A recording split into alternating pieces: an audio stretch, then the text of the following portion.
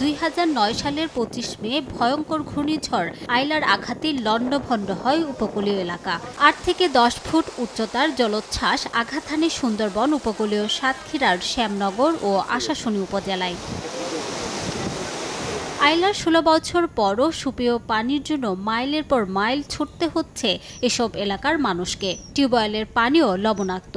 ঘূর্ণিঝড়ের পর সরকারি বেসরকারি উদ্যোগে কাজের বিনিময়ে খাদ্য প্রকল্পের কাজ শুরু হলেও এখনও তা বন্ধ।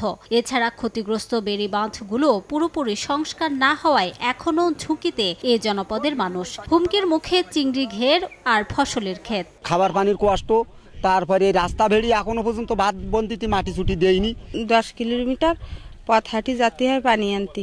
খাওয়ার পানির প্রয়োজন, চিকিৎসার প্রয়োজন, সাইক্লোন সেন্টারও প্রয়োজন। পানি এনে আমাদের ছেলেপিলির খাওয়ালি, ওরকা আমাশা হয়, জ্বর হয়, ডায়রিয়া হয়। ঝুঁকিপূর্ণ বেড়িবাঁধ মেরামতের আশ্বাস পানি উন্নয়ন বোর্ড ও জেলা প্রশাসনের। আমরা আশা করছি যে জনগণকে সাথে নিয়ে স্থানীয় জনপ্রতিনিধি সবাই সহায়তায় আমরা এই দুর্যোগ সম্ভাব্য যে দুর্যোগ সেটা অতিক্রম করতে পারবো। যেহেতু 60-70 দশকের বাঁধগুলো আসলে অনেকাংশেই কিছু দুর্বল আছে, তো সেগুলো আসলে পিরিয়ডিক মেনটেন্যান্সের মাধ্যমেই আমরা যে তার সক্ষম অবস্থায় উন্নীত করা যায় সেই প্রচেষ্টা আমরা চালিয়ে যাচ্ছি। উদ্যোগ বা প্রচেষ্টা সেটা থাকবে।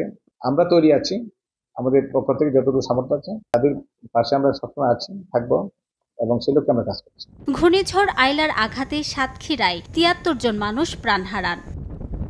সময় সংবাদ, সাতক্ষীরা।